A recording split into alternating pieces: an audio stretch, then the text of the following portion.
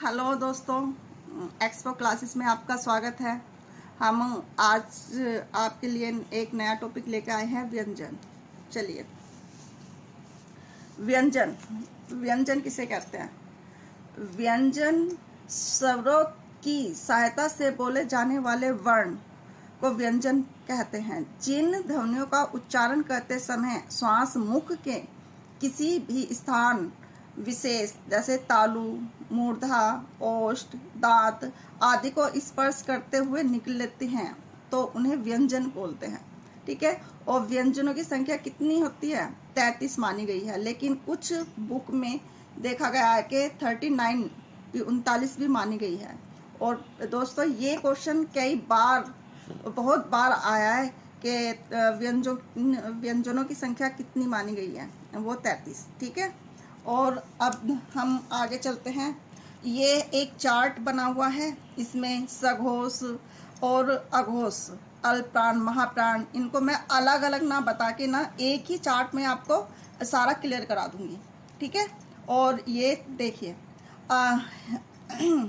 ये कै से लेके मैं तक के ये जितने भी हैं यहाँ पे वर्ण लिखे गए हैं, ये सारे सारे स्पर्श व्यंजन होते हैं। ठीक है। और ये देखो, इसमें कौन कौन से? ये कै वर्ग, ये है कै वर्ग। कै वर्ग कहाँ से निकलता है? कंठ से। कंठ यानी कि गले से निकलता है। ठीक है। कंठ। कै वर्ग जो जितने भी इसमें वाक्य आ जाते हैं, जितने भी वर्ण आते हैं, वो सारे के सारे गले से निकलते हैं, जैसे क, ख, ग, घ, ड। ठीक है। और ये कै, ये क्या है? अल्पप्राण।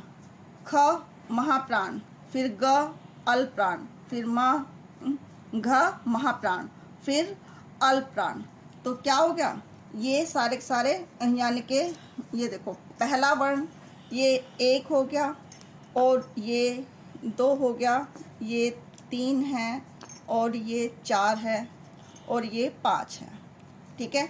देखो, ये क्या है? अल्पप्राण कौन कौन से होते हैं? 1, 3, 5। 1, 3, 5 ये सारे अल्पप्राण हैं। 2, 4, 6 जितने भी देखो, 2 का टेबल अगर तुम पढ़ोगे ना, 2, 2 दूनी 4, 2 3 6, ये सब करके कितने, जितने भी 2 से 2, 4, 6, 8 आ जाते हैं, वो सारे के सारे कितने क्या होते हैं? महाप्राण होते हैं। अब आ जाओ च वर्ग पे। च वर्ग क्या होता है? ये होता है तालु, यानी कि जो जीभ से, तालु से निकलता है। ठीक है। तालु। च वर्ग में च, छ, ज, झ, अण। ठीक है। ये सब आता है। मूर्धन्य या मूर्धा, ये ट वर्ग है।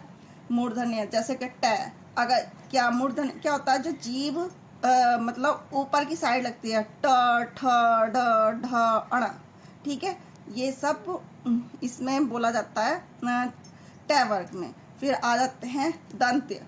इसमें ये दांत, जो दांत से स्पर्श होती है, जो जीभ दांत से स्पर्श होती है, उसे क्या बोलते हैं? ट वर्ग बोलते हैं। त, थ, द, ध, न। ठीक है। अब आ जाओ ओष्ठ, यानी कि जो होठों के द्वारा बोले जाते हैं। पै वर्ग, आप जहाँ भी बैठे हैं आप बोल के देखो, वहाँ पै वर्ग में पै, फै, बै, भै, भै, मै, ये सारे के सारे होठ के द्वारा बोले जाते हैं। ठीक है। अच्छा दोस्तों, आपको समझ में आ गया होगा कि अघोष, इसे जो अघोष में क्या आ जाते हैं? अघोष में ये अल्प प्राण अघोष में आ जाते हैं। सघोष में, सघोष में आ जाते हैं क, घ, ज, ड, ट, व। ये सारे के सारे किस में आ जाएंगे? सघोष में आ जाते हैं। और जितने भी ये 5वां जो वर्ग आता है, ठीक है, तो ये सारा का सारा कहाँ? सघोष में आ जाता है। ठीक है। जितने भी ये सारे के सारे अल्पप्राण में होते हैं, और अल्पप्राण सघोष में आ जाता है। ठीक है। अब आ जाओ स्पर्श व्यंजन। अब स्पर्श व्यंजन जो मैंने अभी बताया था आपको, क से लेके माँ तक ये स्पर्श व्यंजन होता है। जैसे ये देखो, जिन वर्णों के उच्चारण में जीवा मुख के विभिन्न भागों को स्पर्श करती है, वे स्पर्श व्यंजन होते हैं। ये देखो, कैसे मैं तक के जितने भी वर्ण होते हैं, वो सारे के सारे क्या होते हैं? वर्ण स्पर्श व्यंजन होते हैं। अब आ जाइए अंतस्थ व्यंजन। ठीक है। अब अंतस्थ व्यंजन में जीर्ण वर्णों के उच्चारण में श्वास का अवरोध बहुत कम होता है। वे अंतस्थ व्यंजन होते हैं, जैसे कि मतलब य, र, ल, व, ये सभी क्या है, अल्प प्राण हैं और सघोष भी हैं। ठीक है, और मतलब क्या होता है, बहुत कम समय लगता है इसमें बोलने में, एकदम फटाफट बोल देते हैं य, र, ल, व, मतलब इसमें बिल्कुल भी समय नहीं लगता, बहुत कम समय लगता है इसमें। अब आ जाओ ऊष्म व्यंजन। ऊष्म व्यंजन पे क्या होता है, जिन वर्णों के उच्चारण में मुख से गर्म वायु निकलती है उसे ऊष्म व्यंजन कहते हैं।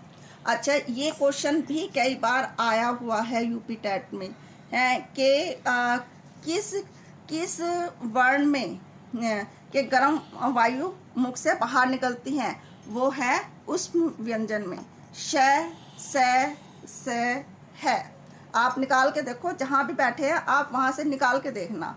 स ये हो जाता है श, मतलब एकदम श, ये श, ये श षटकोण श, ये स सब्जी वाला, है हल वाला।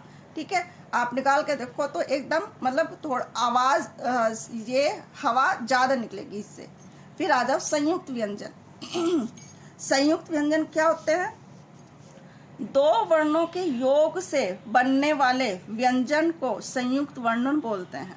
ठीक है, अब ये वाला क्वेश्चन भी बहुत बार आया हुआ है, यानी कि ये क्वेश्चन इस तरह पूछा जाता है कि दो वर्णों से के योग से कौन सा व्यंजन बनता है, तो कौन सा व्यंजन बनता है, संयुक्त व्यंजन। जैसे कि छ, ग, त्र और श्र। देखो छ को कैसे बनाते हैं, क और श को एक साथ और ए, क प्लस क, इसके जो क के नीचे हलंत लगता है इसे आधा क बन जाता है, और ये आधा स बन गया, और प्लस ए बन के छ बना।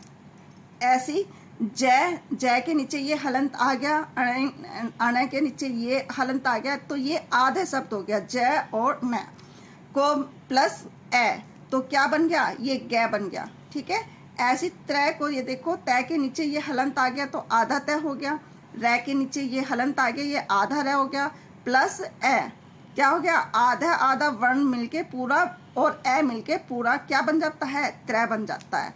ऐसी ये श में क्या होता है, श का ये श सब्जी वाला श को लेके ये आधा श, ये इसके नीचे हलंत आ गया, और प्लस रै के नीचे हलंत आ गया, ये आधा रै हो गया, प्लस ए, तो ये क्या हो गया, श्रय बन गया। ठीक है, आप आ जाओ नव विकसित अतिरिक्त वर्ण, यानी कि जो नए वर्ण को जो उसे क्या बोलते हैं, दिगु वर्ण भी बोलते हैं। ठीक है, अब ये देखो अण, ड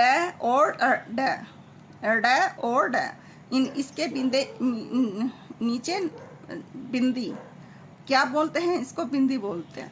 कि हिंदी में विकसित ध्वनियां हैं, जैसे कि क्या, लड़का। ठीक है, पढ़ना।